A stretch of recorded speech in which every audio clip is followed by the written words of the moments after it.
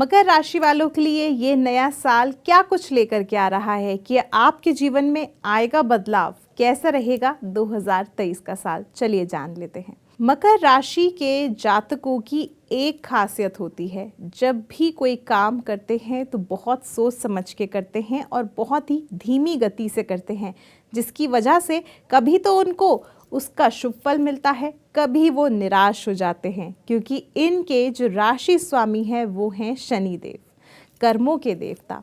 तो चलिए जान लेते हैं कि यही कर्मों के देवता ये साल 2023 आपके लिए क्या कुछ खास लेकर के आ रहे हैं। सबसे पहले बात करेंगे आपके व्यवसाय की, आपकी नौकरी की। तो 2023 के साल की जब शुरुआत होगी तो बेहद ही खास तरह से होगी। जीवन में आपको लाभ प्राप्त होगा। हालांकि शनि की 7.5 तो आप पे चल रही है, इसका प्रभाव तो रहेगा, मगर शनि आपके 17 जनवरी को द्वितीय भाव में चले जाएंगे, यानी कुटुंब भाव में, जिस वजह से आपका जो परिवार है वो एकजुट हो जाएगा और आपको आपके व्यवसाय पे, आपके नौकरी में आगे बढ़ाने का प्रयास करेगा। अब आप सोचेंगे परिवार कैसे आगे बढ़ा सकता है, तो देखिए, जब भी हमें सपोर्ट मिलता है ना हमारी फैमिली का, तो हम अपने आप को स्ट्रॉन्ग फील करते हैं। फिर वो चाहे कोई भी क्षेत्र हो, हम बहुत ही आसानी से हर एक कार्य को कर लेते हैं।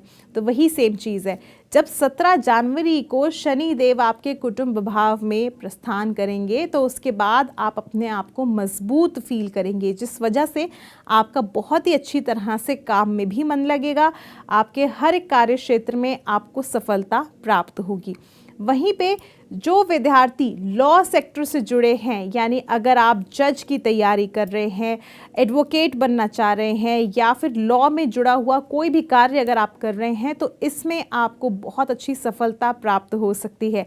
अगर आप पहले से ही लॉयर हैं, अगर आप पहले से ही जज हैं और आप कुछ अच्छा अपनी लाइफ में एक्सपेक्ट कर रहे थे, तो वो भी पॉसिबल है इस दौरान।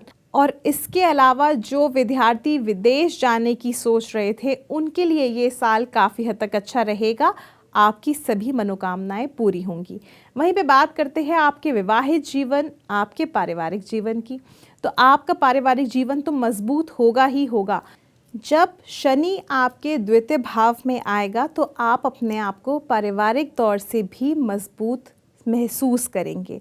अब वहीं पे अगर बात करें आप लोगों के रिश्तों की, आपके वैवाहिक जीवन की, तो ये साल आप लोगों के लिए बेहद ही खास रह सकता है, क्योंकि आपकी, अगर हम कुंडली के हिसाब से देखें, आपकी राशि के हिसाब से देखें, तो 6 अप्रैल से 2 मई तक का जो समय होगा बेहद ही खास होगा, क्योंकि शुक्र आपके संतान भाव में यानी पंचम भाव में विराजमान होंगे, जिस वजह से आपको इस दौरान संतान प्राप्ति हो सकती है।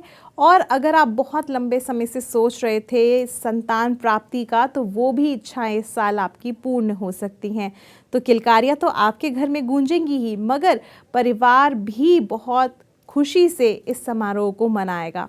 इसके अलावा हो सकता है कि आपके जीवन में अंतिम के 4 महीने में, यानी नवंबर, दिसंबर और साथ ही साथ अक्टूबर का महीना जो है, ये थोड़े से रिश्तों में परेशानियां लेकर के आए, या फिर आपके ससुराल से जो आपके रिश्ते बने हुए हैं उनमें थोड़ी अनबन लेकर के आए, मगर घबराने की आवश्यकता नहीं है। क्योंकि अगर बात करें आपके धन की, तो धन की स्थितियां बेहद ही खास रहेंगी, क्योंकि जब बृहस्पति का गोचर होगा 22 अप्रैल को, तो आपके लिए स्थितियां बहुत ही अच्छी बना देगा और धन लाभ होगा, जिस वजह से आप अपने आप को फाइनेंशियली स्ट्रांग महसूस करेंगे। और जब आप फाइनेंशियली स्ट्रांग महसूस करेंगे तो परिवार के सदस्यों को आराम से आप समझा सकते हैं, किसी भी तरह से उनको आप गिफ्ट आइटम दे सकते हैं, उनको मना सकते हैं। परिवार के सदस्यों को आप किसी भी तरह की गिफ्ट आइटम दे करके मना सकते हैं। तो हुआ ना, सोने पे सुहागा ये साल। बहुत ही खास आपके लिए ये साल रहेगा। वहीं पर आप लोगों के जीवन में बदलाव भी बहुत अच्छे अच्छे लेकर के आएगा। आपका जो परिवार है वो इस साल बढ़ेगा और परिवार में हंसी खुशी का माहौल रहेगा। अब बात कर लेते हैं आगे बढ़ते हुए आपके स्वास्थ्य की। तो स्वास्थ्य को लेकर के अगर इस साल की बात करें तो ये साल आपके स्वास्थ्य को लेकर भी काफ़ी हद तक अच्छा रहेगा। हालांकि उतार चढ़ाव लगे रहेंगे, छोटी मोटी परेशानियां आती रहेंगी, मगर आपको किसी भी तरह से बहुत ज़्यादा समस्या उठाने की आवश्यकता नहीं है।